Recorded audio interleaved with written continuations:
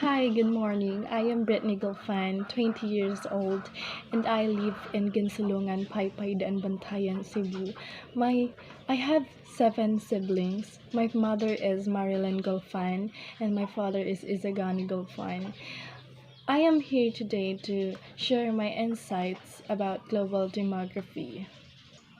So first is I want to share to you my understanding about what is global demography all about.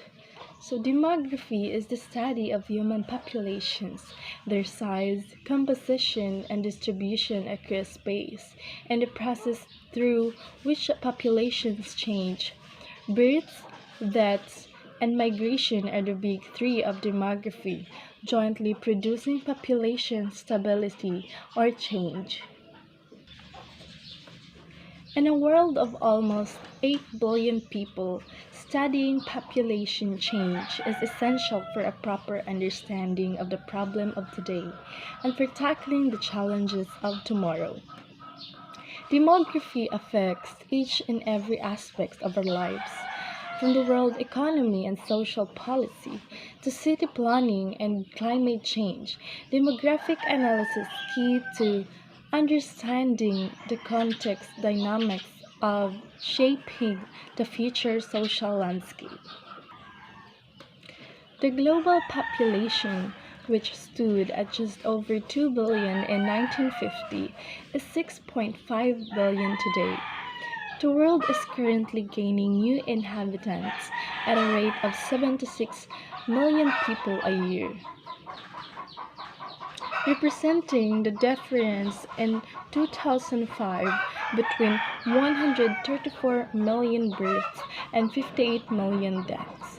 Although this growth is slowing, middle ground projections suggest the world will have 9.1 billion inhabitants by 2050, which growth will be approximately 34 million a year. These past and projected additions to world population have been and will increasingly be distributed unevenly across the world. Today, 95% of population growth occurs in developing countries. The population of world's 50 least developed countries is expected to more than double by the middle of the century, with several poor countries tripling their population over the period. By contrast, the population of the developed world is expected to remain steady at around 1.2 billion, with population declines in some wealthy countries.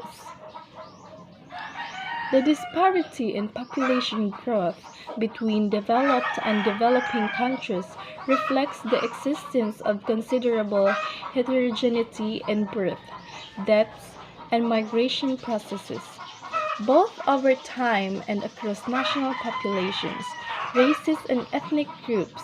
The disparity has coincided with changes in the age group composition of populations. An overview of these factors illuminates the mechanism of global population growth and change. Even if high fertility, the main underlying cause of rapid population growth, were to suddenly adjust to the long-run replacement level of 2.1 children per woman, humanity would continue to experience demographic change for some time.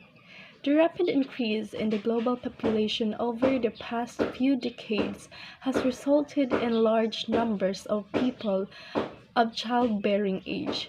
This creates population momentum, in which the populations of most countries, even those with falling birth rates, will grow for many years to come.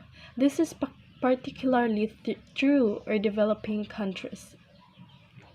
Population changes have potentially huge implications for the pace and progress of economic development. For example, an increasing proportion of elderly may act as a drag on economic growth, where smaller working populations must provide for a larger number of non-working dependents.